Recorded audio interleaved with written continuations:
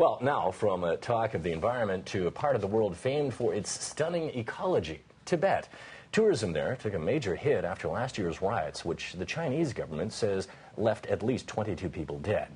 But as BON's Fergus Thompson explains, Chinese media is now reporting record tourism in the region, despite being periodically off limits since the riots. Beijing says it has invested heavily in Tibet's social and economic development, helping to lift the region's crucial tourism industry out of the doldrums. State media reports that Lhasa received more than 3 million tourists for the first 10 months of the year, a surge of more than 160% compared to the same period last year.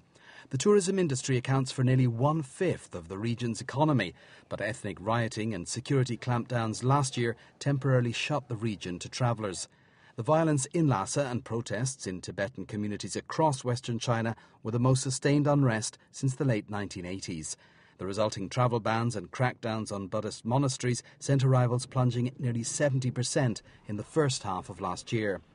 But Tibet seems to have retained its allure.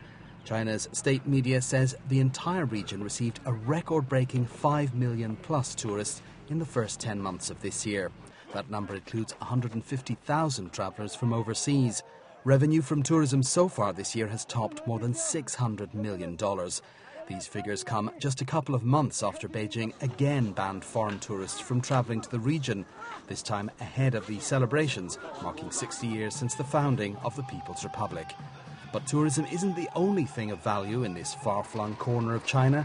The Tibetan region is also considered a treasure trove of minerals and energy sources. However, as well as eyeing those commodities, Beijing has also pledged to help protect Tibet's environment. Earlier this year, the government pledged to spend more than $2 billion over 2 decades on projects to preserve grasslands, woodlands and wetlands. Cash has also been earmarked for projects to protect endangered animals and expand clean energy in the region. Fergus Thompson, BON.